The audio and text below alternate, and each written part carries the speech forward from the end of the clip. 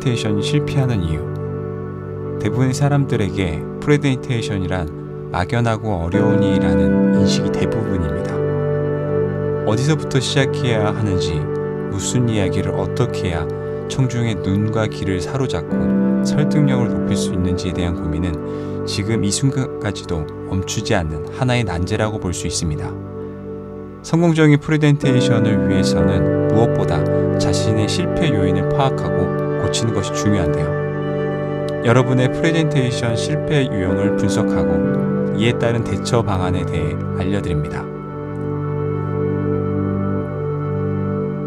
1. 설교요. 프레젠테이션이 끝나고 나서 청중들이 해방감을 느낀다면 청중 분석과 발표 시간을 컨트롤하는 연습이 필요합니다. 문제. 이 유형은 프레젠테이션이라기보다는 훈수에 가까운 듯한 느낌으로 발표를 하는 분들입니다. 자신만이 알고 있는 정보를 청중들에게 전달하거나 혹은 설득하는 것보다는 자신의 지식을 과시한 또는 너무 많은 자료를 준비하는 경우에 흔히 발생하는 문제점이기도 합니다. 이러한 프레젠테이션을 듣는 청중들은 시간에 상관없이 설교를 듣는 것 같다는 기분에 휩싸이기 쉬우며 심지어 프레젠테이션이 끝난 후 해방감을 느낀다고 답한 사례가 있습니다. 대처 방안. 청중에 대한 분석과 발표 시간에 대한 컨트롤이 중요합니다. 청중이 궁금해하는 이야기가 무엇인지, 그리고 그것에 대해 어떤 이야기를 해줄 수 있는지에 대해 사전에 명확하게 정리되어야 하는 것이 첫 번째이며 주어진 발표 시간보다 과하게 늘어지는 경우를 대비하기 위한 타이머 연습이 필요합니다. 2. 외화 내빈형. 속빈 강정, 화려하기만 할 뿐 핵심 메시지가 없다면 근거와 자료를 모으고 간략하게 압축하는 습관이 필요합니다. 문제. 이 유형은 겉으로는 화려하나 속이 비어있는, 즉 애니메이션이나 디자인은 화려하지만 정작 프레젠테이션의 핵심이나 정보에 관한 사항들이 결혈되어 있는 유형입니다. 파워포인트 프로그램에 내장된 갖가지 도형이나 서식, 도표, 애니메이션 등을 접목하여 화려하게 구성된 상태에서 청중들의 관심은 자연스럽게 내용이 아닌 효과에 치중될 수도 있습니다. 이러한 프레젠테이션은 궁극적으로 청중들에게 핵심 메시지를 전달하는 것이 어려워질 뿐 아니라 프레젠테이션을 준비하는 과정에 있어서도 핵심 내용을 빠뜨릴 수 있는 위험이 높습니다. 대처 방안. 자신이 하고 싶은 이야기에 대해 일목요연하게 정리하고 이에 따른 근거나 자료를 간략하게 압축하는 습관이 필요합니다. 프레젠테이션의 모든 페이지는 의미 있는 도형과 이미지와 텍스트로 구성되어야 하는 것이 가장 중요하기 때문에 각각의 페이지에서 전달하고자 하는 핵심이 무엇인지 정리하여 하나의 스토리로 연결해 보는 것도 한 가지 방법이 될 수 있습니다. 3. 공인회계 사용. 숫자만 가득한 수학책 같은 프레젠테이션이라면 숫자에도 의미를 부여해서 스토리텔링을 해보세요. 문제. 주로 수치적인 자료에 의존하여 프레젠테이션을 진행한 유형인 공인회계 사용은 전체적인 스토리보다는 수치에 반영된 결과만 보여줌으로 인해 전체적인 스토리의 흐름에 다소 헐겁게 느껴진 유형입니다. 프레젠테이션은 주로 시간 동안 한 편의 이야기를 들려주듯 스토리의 연계성이 요구되는 것임에도 불구하고 1+1은 2처럼 숫자로 이루어진 단적인 데이터만을 제시하게 되며 결국 이야기 없는 수학책 같은 프레젠테이션이 될 수 있습니다. 대처 방안. 수치가 꼭 필요한 상황에서는 그 수치 자료를 보강하거나 입증할 수 있는 약간의 데이터가 가미되어도 좋습니다. 이외에도 숫자의 배열의 주제를 잡고 예를 들어 가장 큰 숫자부터 작은 숫자의 흐름으로 이어지는 것, 일련의 스토리를 작성해 보는 것도 좋은 방법입니다. 수치 자료는 프레젠테이션의 신뢰도를 높일 수 있는 효과적인 요소이기 때문에 이를 유연하게 연결하여 이야기할 수 있는 이야기를 구성하는 습관을 기른다면 보다 명쾌한 프레젠테이션을 이끌어갈 수 있습니다. 4. 자화자찬형. 하고 싶은 자랑이 너무 많다면 그 중에서 가장 큰 자랑 혹은 가장 중요한 자랑만 추려보세요. 문제. 프레젠테이션은 자신이 알고 있는 지식 혹은 정보를 청중에게 전달하거나 설득하는 것으로 볼 수 있습니다. 그러나 자아자찬형의 경우 자신이 알고 있는 지식을 과대하게 포장하는 등의 자료 배치로 보는 이들의 신뢰감이 급격히 하락할 수 있습니다.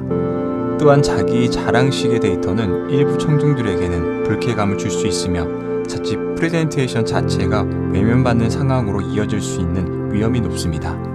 대처 방안: 모든 데이터는 그를 증명할 수 있는 객관적이고 구체적인 자료가 함께할 때 신빙성을 더할 수 있습니다. 그러나 이를 입증하기 위한 과대한 데이터는 오히려 자아자찬의 심화 단계에 이를 수 있으므로 자신을 띄우는 형태의 구조보다는 청중을 배려하는 뉘앙스의 아이템을 활용하는 것이 청중과의 친밀감을 높이는 데 효과적일 수 있습니다. 5. 춘향전형: 자기만의 생각에 빠져 객관적이지 못한 발표를 한다면 신뢰할 수 있는 기관의 데이터를 준비해주세요. 문제: 춘향전형의 경우 객관적이고 일반화된 데이터나 정보임에도 불구하고 발표자의 주관에 따른 자기적인 해석이나 논리가 포함되어 청중들의 공감이 현격히 낮아지는 형태의 프레젠테이션을 의미합니다. 프레젠테이션의 기본 중에 하나가 바로 신뢰도인데, 개인의 생각이 강하게 반영된 주관적인 해석이나 자료는 프레젠테이션 전반의 신뢰도를 떨어뜨리는 주요 요인이 되기도 합니다. 대처 방안: 자신이 이야기하고자 하는 주제나 아이템에 대한 명확한 근거 자료를 함께 제시해야 합니다. 특히 결과가 명확하게 나와 있지 않는 명제나 추론에 대해 섣불리 일반화하여 이야기하는 것은 매우 위험할 수 있으므로 피해야 합니다. 제시하는 데이터의 경우에는 개인의 생각에서 비롯된 것보다는 믿을 수 있는 기관 등에서 발표한 근거 자료를 활용한다면 그 효과는 배가 될 수 있습니다. 6. 용두사미형: 거창한 시작, 하지만 끝으로 갈수록 분위기가 흐려진다면 가장 중요한 결론은 마지막으로 옮겨보세요. 문제: 용두사미형은 시작은 거창하나 결말이 명확하지 않은 프레젠테이션 형태를 일컫습니다. 가령 우리 기업에서는 지구온난화를 완벽하게 해결할 수 있는 솔루션이 있다고 서두에 주제를 던져놓고 결말에는 완벽한 방법이라는 것은 존재하지 않지만 우리 기업은 할 수 있을지도 모른다 식으로 끝나는 것 또한 용두사미형의 예가 될 수 있습니다. 프레젠테이션 초반의 과도한 주제 선정은 발표자 혹은 기업 자체에 대한 신뢰도를 떨어뜨릴 수 있으며 불분명한 결론으로 인해 아무것도 남는 것이 없다라는 인식을 야기할 수 있습니다. 대처 방안: 프레젠테이션의 시작과 중간, 끝 중에서 어느 곳에 핵심 메시지를 담을 것인가에 대한 1차적인 고민이 우선적으로 해결되어야 합니다. 주제나 의도에 따라 핵심 메시지의 위치는 달라질 수 있지만 주제만 이야기하고 끝맺음을 제대로 하지 못한 경우 속빈 강정의 느낌이 들 수도 있기 때문입니다. 따라서 본인이 프레젠테이션에서 궁극적으로 전달하고 싶은 메시지가 무엇인지를 제대로 정리하고 그 위치를 알맞게 선정하여 발표하는 것이 좋습니다. 7. 자충우돌형: 여기저기 메시지들이 흩어져 전체적인 흐름을 알 수 없다면 시간, 장소, 사람 등 주제에 따른 배열을 해보세요. 문제: 자충우돌형은 말 그대로 논리의 전개 방식이나 연결점이 어색하여 청중들이 발표 내용을 헷갈려하는 형태의 프레젠테이션입니다. 프레젠테이션은 하나의 스토리텔링과 같기 때문에 청중을 설득하고 이야기를 전개하기 위해서는 기승전결과 같은 구조가 필요합니다. 그러나 이러한 흐름과 맥락 없이 A를 얘기했다가 B를 얘기하지 않고 F로 넘어왔다가 B로 돌아왔다가 하는 형태의 구성은 청중들이 프레젠테이션의 전체적인 흐름을 파악하기 어려워지기 때문에 결국 이해할 수 없는 프레젠테이션의 수렁으로 빠지게 됩니다. 대처 방안: 프레젠테이션에서 이야기하고자 하는 주제를 선정한 후 그 주제를 전달하고 설득하기까지 필요한 데이터와 소스들을 일정한 흐름, 시간, 장소, 사람 등으로 배치하는 것이 도움이 될 수 있습니다. 가령 여행의 경우 대륙별 이동 경로에 따라 이야기를 전개할 수 있고 또는 시간의 흐름으로 전개할 수 있으며 함께 여행한 사람이 누군지에 따라 전개할 수 있습니다. 한 가지 주제에 대해 이야기를 시작하면 반드시 그 마무리를 명확히 짓고 다음 주제로 넘어가는 스토리를 작성하는 것이 중요합니다.